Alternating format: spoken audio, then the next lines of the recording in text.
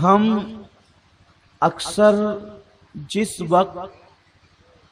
میت کو مٹی دیتے ہیں، یعنی کہ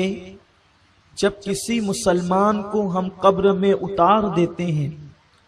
قبر میں لٹا دیتے ہیں، تو قبر میں لٹانے کے بعد جب ہم برگے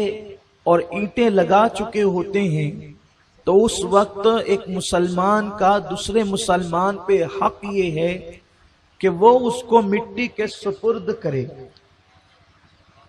تو مسلمان دوسرے مسلمان کو مٹی دیتا ہے، زندہ فوت شدہ بندے کی قبر پر وہ مٹی ڈالتا ہے۔ تو جس وقت ہم پہلی مرتبہ کسی بندے کے اوپر مٹی ڈالتے ہیں تو دعا پڑھتے ہیں منہا خلقناکم، اسی مٹی سے تمہیں پیدا کیا گیا ہے۔ میرے پیارے آقا صلی اللہ تعالی علیہ وسلم کے پیارے دیوانوں، آپ اندازہ کریں کہ ایک انسان، ایک مسلمان دوسرے مسلمان کی قبر پر مٹی ڈال رہا ہے اور وہ یہ پڑھ رہا ہے کہ ہم نے اسی مٹی سے تمہیں پیدا کیا۔ حالانکہ اس کا بظاہر کوئی فائدہ مردے کے لیے کیا ہے، مردے کے وجود پر تو مٹی پڑ رہی ہے،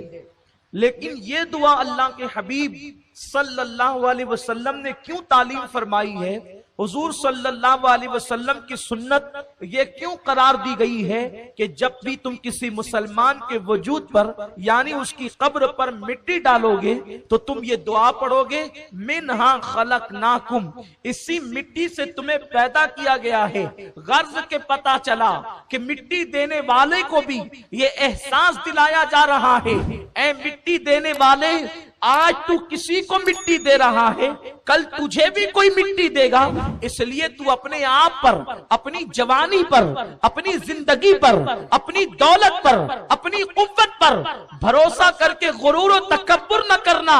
بلکہ اللہ تبارک و تعالیٰ نے تجھے قابل غرور نہیں بنایا۔